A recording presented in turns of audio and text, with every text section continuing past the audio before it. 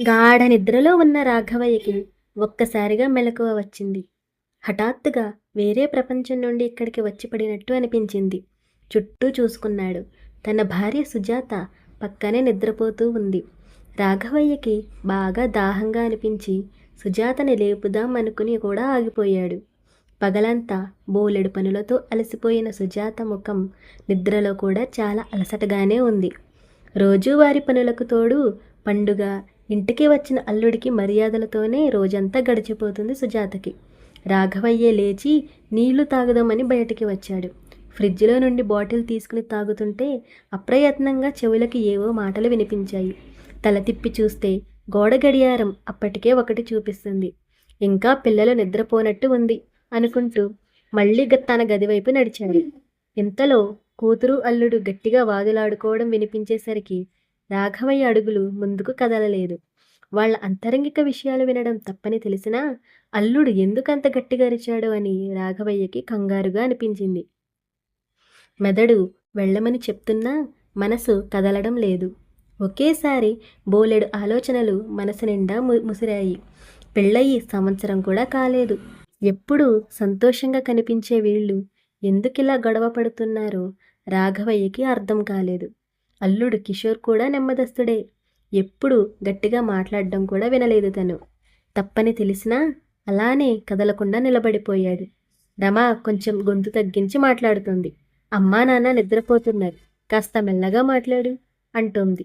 కిషోర్ మాత్రం వింటే వినని, మీ అమ్మ వాళ్ళు వింటారేమో, వాళ్ళు ఏమైనా అనుకుంటారేమో, అదే నీ బాధ. మా అమ్మ వాళ్ళు ఎంత బాధపడతారో నీకు అస్సలు పట్టదు. నేనే రేపు మీ నాన్నకి చెప్తాను, ఆయనే నీకు బుద్ధి వచ్చేలా చెప్తారు అంటున్నాడు. నేను నీ పరిస్థితి అర్థం చేసుకుని నీతో నిలబడ్డాను కాబట్టే మన పెళ్లి జరిగింది. కానీ నువ్వు నా పరిస్థితిని అర్థం చేసుకోకుండా ఇలా మాట్లాడుతున్నావు. పెట్టిన పెళ్లి ముహూర్తాన్ని నువ్వు 2 సార్లు మార్చినా, పెళ్లిని నెలలు నెలలు వాయిదా వేసినా నేను అందరికీ నచ్చచెప్పి ఒప్పించాను. నాన్న నా కోసం ఒప్పుకున్నారు. నీ వర్క్ని, నీ జాబ్ని, నీ డ్రీమ్స్ని నేను అర్థం చేసుకున్నాను. కానీ నీకు నా కెరీర్ అసలు విషయమే కాదు. నువ్వు ఇలా ప్రవర్తిస్తావని నేను అసలు ఊహించలేదు అంది రమ. రమ బాధ తన మాటల్లోనే తెలుస్తోంది. తన మనసు బాగా గాయపడింది అని రాఘవయ్యకి అర్థమయ్యింది. కిషోర్ మాత్రం చాలా నిర్లక్ష్యంగా, ఇప్పుడు నువ్వు ఉద్యోగం చేయకపోతే మేము బతకలేమా? నువ్వు అసలు రిజైన్ చెయ్యి, ఇంట్లో ఉండి ఇంటి పనులు చూసుకో, అమ్మకి సాయం చెయ్యి. అసలు నువ్వు జాబ్ చేయడం అమ్మకి ఇష్టం లేదు. నేనే పిల్లలు పుట్టే వరకు చేస్తావులే అని ఒప్పించాను. ఇంకా చాలు, నువ్వు జాబ్ మానేసాయి అని చెప్పేశాడు. రమకి కోపం కట్టలు తెంచుకుంది. నువ్వెవరు నన్ను జాబ్ మానేయని చెప్పడానికి? నేను కష్టపడి చదివింది నా కాళ్ళ మీద నేను నిలబడాలి అని. నన్ను చదివించింది మా నాన్న, నువ్వు కాదు. నేను జాబ్ వదిలేసే సమస్యే లేదు అని తేల్చి చెప్పింది. అంతా విన్న రాఘవయ్యకి కొంత అర్థమయ్యింది, కొంత కాలేదు. ఎలాగూ రేపు రమ చెప్తుంది కదా, మొత్తం తెలుసుకుందామని తన గదిలోకి వెళ్ళిపోయాడు. రాఘవయ్యకి ఎంత ప్రయత్నించినా నిద్ర రావడం లేదు. రమ చదువులో చాలా చురుకైన పిల్ల. ఎప్పుడూ మంచి మార్కులే తెచ్చుకునేది, కష్టపడి చదివేది. చిన్ననాటి నుండే ఎంతో ఆలోచన విన్న పిల్ల. తన కూతురని చెప్పుకోవడం కాదు కానీ మొత్తం తమ బంధువర్గంలో రమ అంత చక్కని పిల్ల లేదు. అలాంటి రమని ఈ అత్తసరి మార్కుల కిషోర్ గాడు తక్కువ చేసి మాట్లాడుతున్నాడు.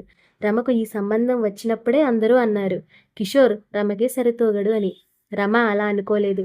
రాఘవయ్య కూడా అలా ఆలోచించలేదు. కానీ పెళ్లి ముహూర్తం రెండోసారి మార్చాలన్నప్పుడు రాఘవయ్య ఇష్టపడలేదు. కానీ రమ అందరినీ ఒప్పించింది.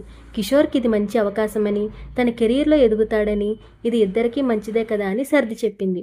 ఇష్టం లేకపోయినా ఇక చేసేది ఏమీ లేక ఊరుకున్నారు అందరూ. కూతురు పెళ్లి ఘనంగా చేశాడు రాఘవయ్య.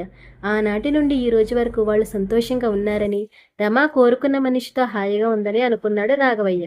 ఈ రోజు జరిగింది తను ఎప్పుడూ ఊహించలేదు. మనసంతా గందరగోళం అయిపోతుంది రాఘవయ్యకి. సుజాతని లేపి మాట్లాడాలని అనుకుని కూడా మళ్ళీ తమాయించుకున్నాడు. రేపంతా తెలుసుకుని ఆ కిషోర్కి బుద్ధి చెప్పాలి. తన కూతుర్ని ఇంత బాధ పెడతాడా, అంత లోకువ కట్టి మాట్లాడతాడా? అసలు రమ వీడితో ఎన్ని ఇబ్బందులు పడుతోందో ఏమిటో అనుకుంటూ తెల్లవారే వరకు నిద్ర లేకుండా గడిపాడు. యథావిధిగా సూర్యోదయం, ఆ తర్వాతి పనులు జరిగిపోతున్నాయి. ఇంట్లో అందరూ వారి వారి పనుల్లో పడిపోయారు. రమా కిషోర్ ఇద్దరూ అసలు ఏమీ జరగనట్టే ఉన్నారు. రాఘవయ్యకి ఏమీ అర్థం కాలేదు. అంతా సర్దుకుందేమో అనుకున్నాడు. కానీ ఎందుకు రమని చూస్తే అలా అనిపించడం లేదు. ఇక ఉండబట్టలేక సుజాతని పిలిచి, రాత్రి జరిగిందంతా చెప్పి సుజాతని రమతో మాట్లాడమని, వాళ్ళ ఇద్దరికీ అసలు గొడవ ఎందుకు జరుగుతుందో కనుక్కోమని చెప్పాడు. పెద్దగా స్పందించకుండా ఉన్న సుజాతని చూసి రాఘవయ్యకి ఆశ్చర్యంగా అనిపించింది. ఏంటి సుజాత, నేను చెప్పేది నీకు అర్థమవుతుందా? ఏమీ మాట్లాడవేంటి? అన్నాడు సుజాత వైపే చూస్తూ. సుజాత కొంచెం నిరుత్సాహంగా, ఇది వాళ్ళ సొంత విషయం కదండి, మనం మాట్లాడటం అంత బాగోదేమో, కిషోర్కి ఇష్టం లేనప్పుడు రమ ఉద్యోగం చేయడం మంచిది కాదేమో అంది. రాఘవయ్యకి కాళ్ల కింద భూమి కంపించినట్లయింది. సుజాతేనా ఇలా మాట్లాడుతోంది అనుకున్నాడు. రమా చదువు కోసం సుజాత ఎంత కష్టపడిందో, పట్టుదలగా నిలబడిందో రాఘవయ్యకి బాగా తెలుసు. అలాంటి సుజాత ఎంత సులువుగా ఎలా రాజీపడిందో ఆయనకు తెలియడం లేదు. రాఘవయ్య కోపం కట్టలు తెంచుకుంది. చూడు సుజాత, నిన్నగాక మొన్న వచ్చిన వాడి కోసం రమా తన జీవితాన్ని ధారపోయాలా? అసలు వాడు సరైన వాడైతే ఇలా చెయ్యమని చెప్పడు. అలాంటి మూర్ఖుడి కోసం నా కూతురు తన ఆనందాన్ని, కష్టపడి సంపాదించిన ఉద్యోగాన్ని వదులుకుని వాడికి పని మనిషిలా పడి ఉండాలా? నేను ఒప్పుకోను. నువ్వు ఒక్కసారి రమతో మాట్లాడి నాకు విషయం చెప్పు, నేను చూసుకుంటాను అన్నాడు. సుజాత తల ఊపి వెళ్ళిపోయింది. కానీ రాఘవయ్యకి జరుగుతున్న విషయాలు చూస్తే ఉక్రోషం వచ్చేస్తోంది. కనీ పెంచి చదివించి ప్రాణంగా పెంచుకున్న తన బిడ్డ మీద భర్త పేరుతో ఎవడో ఇంత అజమాయిషీ చేయడం, తాను ఏమీ చేయలేని పరాయివాడిలా అయిపోవడం రాఘవయ్యకి అస్సలు మింగుడు పడడం లేదు. వంటగదిలో భోజనాలకి అన్నీ సిద్ధం చేస్తోంది రమ. సుజాత రమని చూస్తూ, ఏమ్మా ముఖం అలా ఉంది, ఒంట్లో బాగోలేదా? రాత్రి సరిగా నిద్రపట్టలేదా అంది యథాపలంగా అడుగుతున్నట్టు. అదేం లేదమ్మా అంది ముక్తసరిగా రమ. కిషోర్ నిన్ను బాగానే చూసుకుంటున్నాడా? నీకు అక్కడేమీ ఇబ్బంది లేదుగా? ఈసారి కాస్త సూటిగానే అడిగింది సుజాత. ఒక్కసారి తల ఎత్తి సుజాతనే చూస్తూ ఏదో చెప్పబోయి ఆగిపోయింది రమ. పర్లేదు చెప్పమ్మా, నీకు ఏదన్నా ఇబ్బంది ఉన్నా మేము ఉన్నాం కదా అంది ప్రేమగా. రమా కంట్లో నీళ్లు తిరిగాయి. అమ్మా, మనం ఎంత కష్టపడినా, ఈ చదువులు ఉద్యోగాల పేరుతో ఇంటా బయట ఒడిగం చేసినా ఈ సమాజం మనకి ఎప్పటికీ విలువ ఇవ్వదమ్మా. ఎప్పుడు మన జీవితం, మన నిర్ణయాలు వేరే ఎవరో చెప్పినట్టు జరుగుతుంటాయి. మనం వాటిని అనుసరిస్తూ పోవాలి తప్ప మన అభిప్రాయాలు, ఆలోచనలు, ఇష్టాలు ఎవరికీ అవసరం లేదు. మనం ఉన్నట్టే ఎదుటి వాళ్ళు ఉంటారనుకోవడం మన తప్పే. మన కోసం బతికే ధైర్యం మనకి లేదు. ఎప్పుడు ఎవరో ఒకరి చెప్పు చేతల్లో మన ఆత్మాభిమానం వదిలేసి బతకాల్సిందే అంది దిగులుగా. సుజాత వెంటనే రమా చెయ్యి తన చేతిలోకి తీసుకుని, అసలు ఏమి జరిగింది చెప్పు రమా అంటూ రమను కూర్చోబెట్టింది. నేను జర్మనీ వెళ్ళడం కిషోర్కి ఇష్టం లేదమ్మా. ఏదో ఒక కారణం చెప్పి నన్ను జాబ్ మానేయమని గొడవ చేస్తున్నాడు. అత్తయ్యకి నేను జాబ్ చేయడం ఇష్టం లేదంట. నేను వచ్చే వారం మీటింగ్ కోసం చెన్నై వెళ్ళాలి, నన్ను వెళ్ళొద్దు అంటున్నాడు. ఈ మీటింగ్కి వెళ్ళకపోతే చాలా ప్రాబ్లం అవుతుంది. నేను జర్మనీ వెళ్ళడం కుదరదు. నేనెంత చెప్పినా వినడం లేదు. అసలు జాబ్ వద్దు అంటున్నాడు అని విషయం చెప్పింది. మీ పెళ్ళికి ముందే కిషోర్కి తెలుసు కదా నువ్వు జర్మనీ వెళ్ళేది. మరి ఇప్పుడెందుకు ఇలా మాట్లాడుతున్నాడు? నేను నాన్నకి చెప్తాను, అంతా ఆయనే చూసుకుంటారు, నువ్వు బాధపడకు అని సర్ది చెప్పింది సుజాత. ఏం చెబుతావమ్మా నాన్నకి? నాన్న కూడా అంతే కదా, నిన్ను చదివిస్తాను అని తాతయ్యకి మాటిచ్చి నిన్ను పెళ్లి చేసుకున్నాడు. కానీ తర్వాత ఏం చేశాడు? వీళ్ళందరూ ఒకటే, కుదిరినంత వరకు మంచి మాటలతో మోసం చేస్తారు. మనం మోసపోయి కూడా వీళ్ళని ప్రేమగా చూసుకోవాలి అని ఎలా కోరుకుంటారో అర్థం కాదు నాకు. మాటలకి చేతలకి అసలు పొంతనే ఉండదు. మనం కళ్ళు మూసుకుని మనసు చంపుకుని బతకడమే గొప్ప బతుకుని మురిసిపోవాలి. వీళ్ళకి పని మనుషులు కావాలి, అది కూడా చదువుకున్న పని మనుషులు కావాలి. రోజులు మారాయి కానీ ఏదీ మారలేదు. అంతా అలానే జరుగుతుంది, ఇలానే జరుగుతుంటుంది కూడా. సుజాత తలదించుకుని నిలబడింది. అతి కష్టం మీద నోరు తెరిచింది కానీ నోటి నుండి మాట రాలేదు. తన మనసులో ఎక్కడో దాచిపెట్టుకున్న గాయం, పడిన బాధ అంతా కళ్ళ ముందుకు వచ్చేసింది. రమకి ఏమి చెప్పాలో, ఎలా అనునయించాలో తెలియలేదు. ఆయన నీ విషయంలో అలా చెయ్యరు రమా, నువ్వు ఒక్కసారి మాట్లాడు అని మాత్రం చెప్పగలిగింది. అవునమ్మా, నాకు సాయం చేస్తారు నాన్న. ఎందుకంటే నేను కూతుర్ని, తన కన్న కూతుర్ని. అందుకు ఆ రోజు నానమ్మకి ఇష్టం లేదని నీ చదువుకు అడ్డు నిలిచారు. ఇక్కడ నుంచి చెడులు, మంచి చెడులు తప్ప ఒప్పులు ఏమీ లేవు. ఆ రోజు స్వార్థమే, ఈ రోజు స్వార్థమే. ఇన్ని సంవత్సరాలలో నీ బాధ ఎప్పుడూ నాన్నకి కనిపించలేదు. అలాంటిది ఈరోజు కిషోర్కి మంచి చెడు ఎలా చెప్తారు? చెప్పినా కిషోర్ ఎందుకు వింటాడు? నువ్వు ఈ ఇంటికి కోడలికి ఎలా వచ్చావో ఆ ఇంట్లో నేను కూడా అంతే కదా. నొప్పి మనదైనప్పుడు మాత్రం విలువలు, హక్కులు, ప్రేమలు అన్నీ గుర్తొస్తాయి. నాకు తెలిసి నాన్నకి కిషోర్కి ఏ తేడా లేదు. ఇద్దరూ ఒకటే. నేను నాన్న సాయం తీసుకోవాలి అని అనుకోవడం లేదమ్మా. నేను నిర్ణయించుకున్నాను. నేను విడాకులు తీసుకుంటాను. ఈ రాజీ బతుకు నా వల్ల కాదమ్మా. పెళ్ళంటే ఇద్దరూ కలిసి బతకాలి, కానీ ఒకరి సంతోషం కోసం ఇంకొకరి కలలు సంతోషం దోచుకోకూడదు.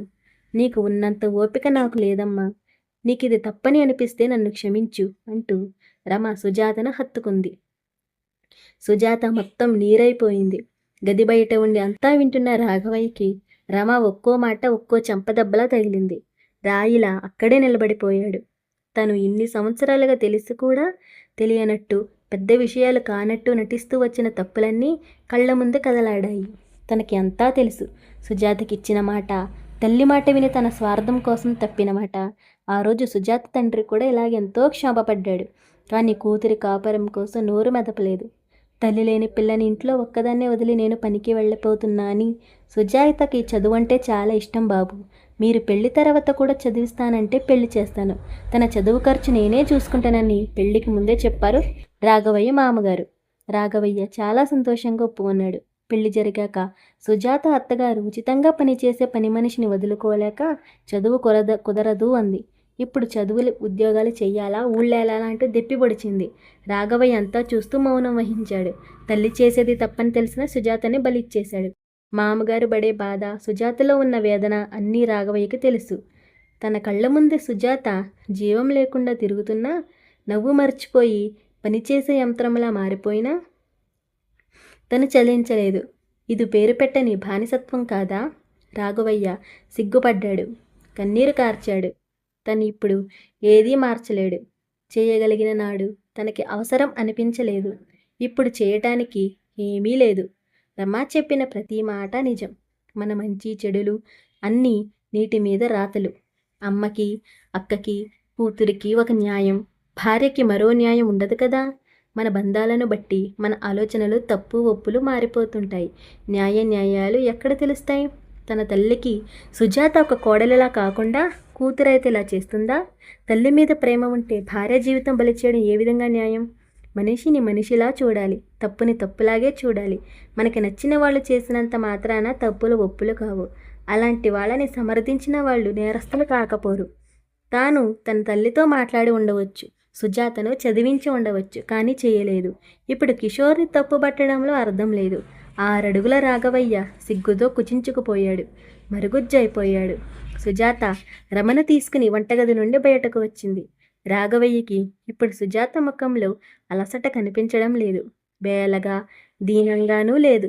తన కూతుర్ని సరిగ్గా పెంచాననే గర్వం, తనకి ఆనాడు లేని ధైర్యం, ఆత్మవిశ్వాసం ఈరోజు తన కూతురికి ఉన్న ఆనందం ఆమె కళ్ళల్లో మెరుస్తోంది.